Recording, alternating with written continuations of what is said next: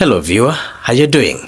Today I want us to look at the 10 household businesses in Kenya who have greatly benefited from great marketing strategies over the years, and they've established themselves to become household names. Now, this list contains top 10 companies. However, you may maybe tell me in the comment section what you think about maybe which company I left behind, or maybe which company deserved to be on the list that maybe didn't make it on the list, and we jump into it. So if you're new here, make sure you subscribe here, tell me in the comment section, where are you watching me from? I'm a VP. Make sure you subscribe and smash that like button.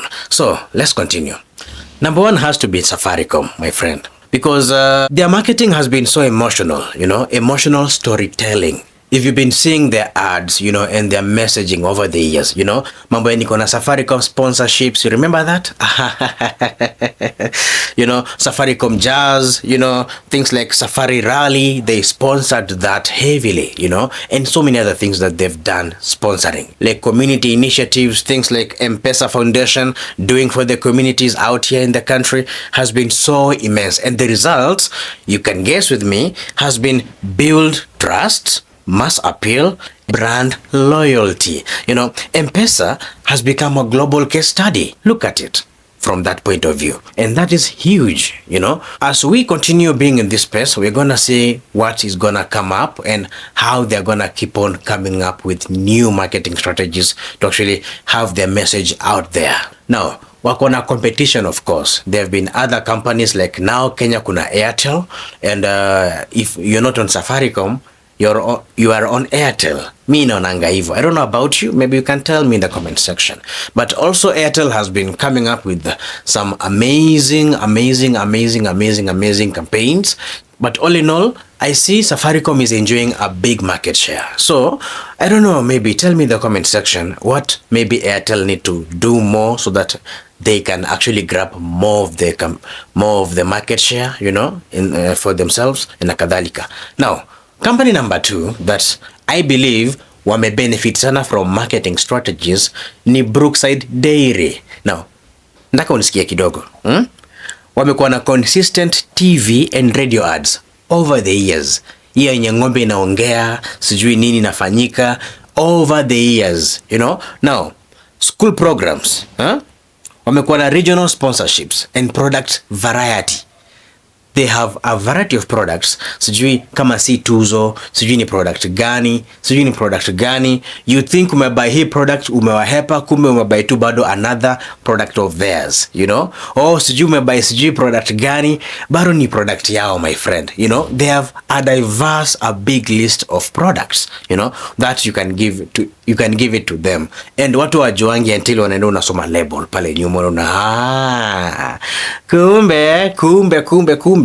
So the result is that they've become the go-to milk brand across Kenya and East Africa. And actually unaweza sema ni kampuni gani nyingine yenye kweli yenye inauza maziwa,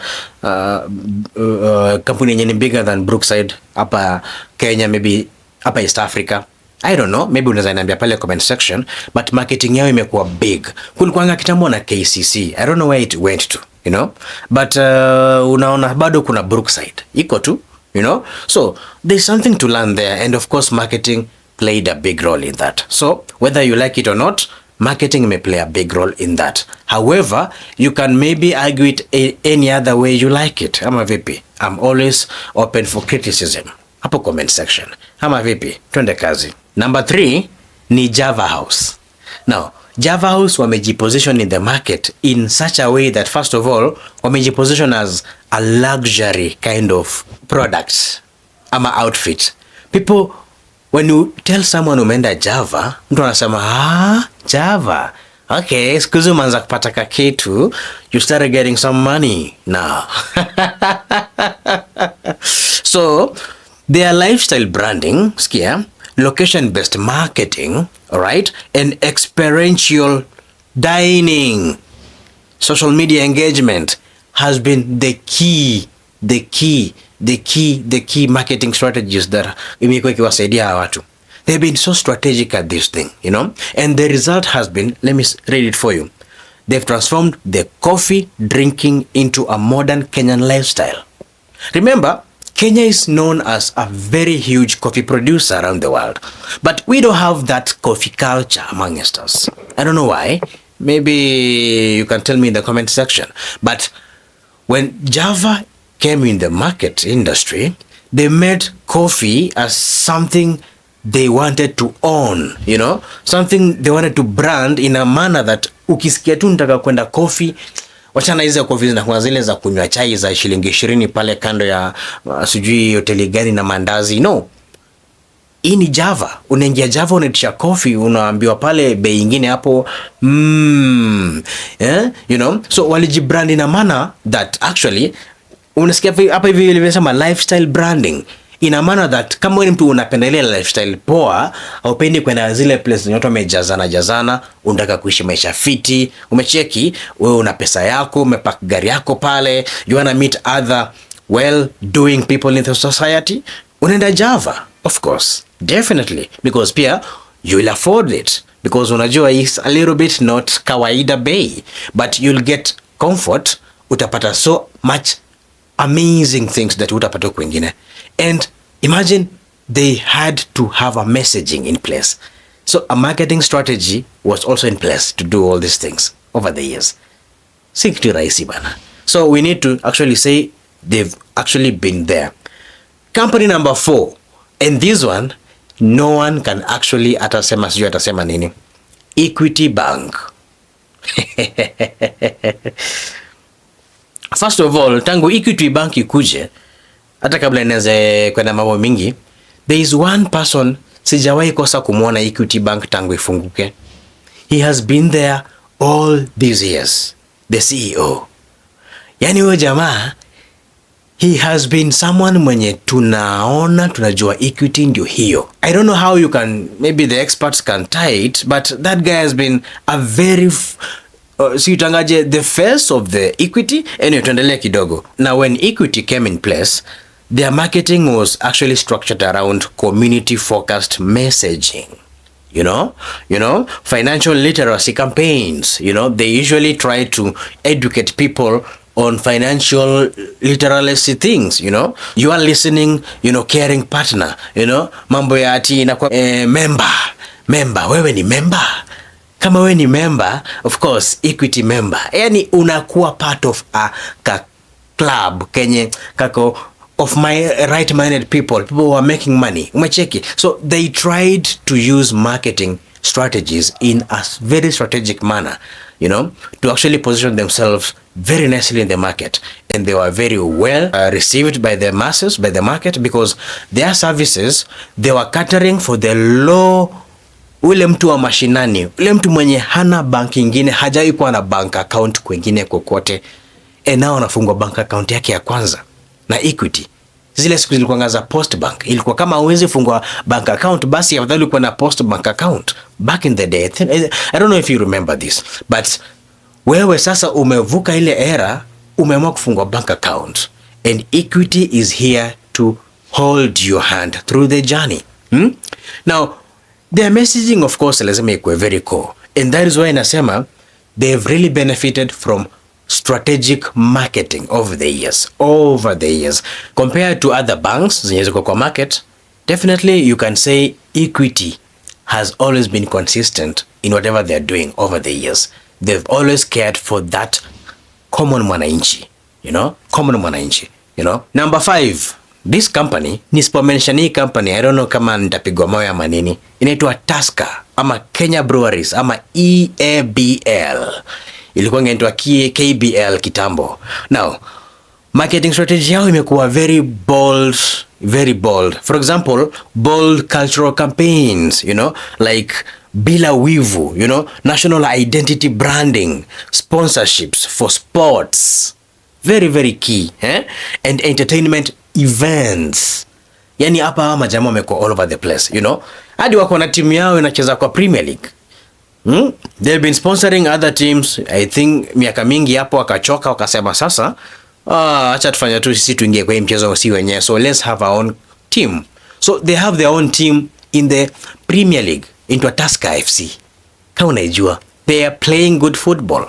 they're earning well, they're of course representing the company, they're doing the marketing. I mean, oh my Lord, I don't know, the strategy over there, very amazing. Now, the result is that they've created a patriotic and lifestyle aligned alcohol brand.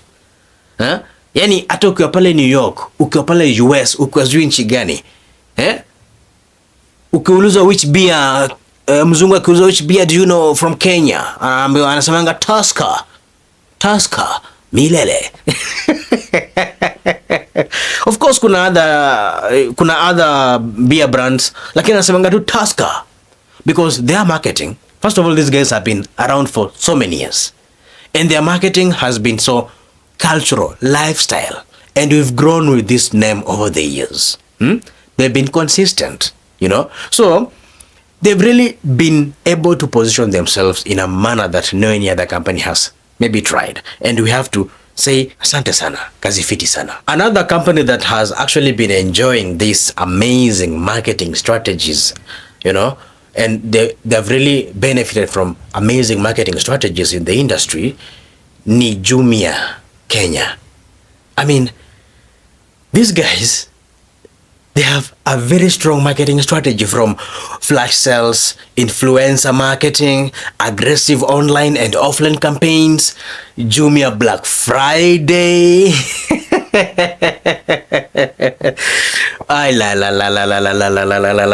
And the result is that they have become Kenya's leading e-commerce brand in Kenya. And there's no doubt about that. Of course, there are others in the industry. Of course, there's always been competition, akina Kilimall, sijui nani soko, wherever, Gigi.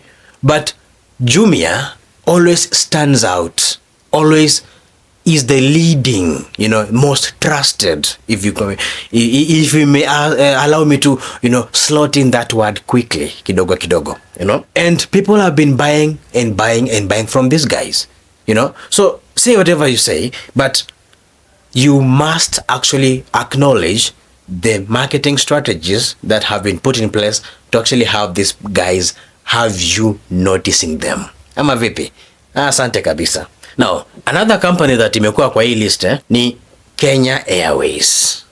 Now, this company inakuanga na a very amazing slogan, ni Pride of Africa. Now, again, this company, hii slogan yao, I don't know, ukisema tu Pride of Africa, there's something that comes with that word, Pride of Africa. And even I've seen other celebrities from other countries, I even saw Rick Ross, an international celebrity, praising, say, I was in Kenya Airways, amazing. I think he had alikuwa amepanda one of the new Boeing machines. Hata pia tukifanya ongeza recross pale mahali kwa na Kenya Airways, yeah. But pia mambo ya influencer marketing, you've seen the latest, acquisition ya mtu kama, for example, this guy called BN, Mr. Baldman. Wakenya wanapenda ujamaa. Imagine Mr. Baldman is riding on the Pride of Africa, and Mr. Baldman is giving us amazing, timeless music, what Africa has been longing for over the years, So I'm telling you, the marketing strategy is beyond a marketing strategy. You need to just give props to the marketing strategists. Other marketing strategies in kama, for example, frequent flyer programs, global partnerships. This one has been huge. This one now has been very huge. For example, Kenyans flying direct to US DC, Washington DC. That is huge, Ama ilikuwa ni nchi gani? Tell me in the comment section. But there are so many partnerships that have been made possible just because Kenya Airways was there to actually think about the people, Another company that has actually benefited is Blue Band. I mean, ever since we started growing up, Blue Band has been there on our TV screens. The ads have been so creative over the years. So creative. We've even had anniversaries on social media, about this guy who has been so old and he used to represent Blue Band when we were young, and now he's how many years? I don't know. He was 60 or something.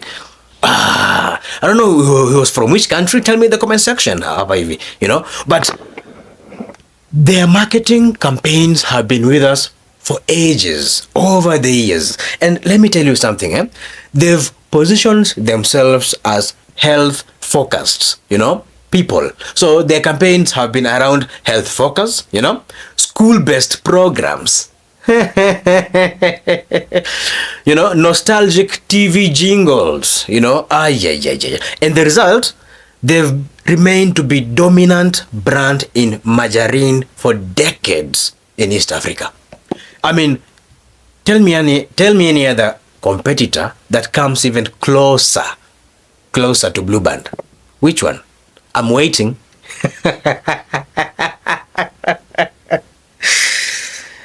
And another company that has actually benefited immensely from marketing strategies and ilitumia hii to stamp themselves into a household is SportPesa. Oh yes. Now, hear me out. They had some aggressive sports sponsorships, local teams, EPL sponsorships,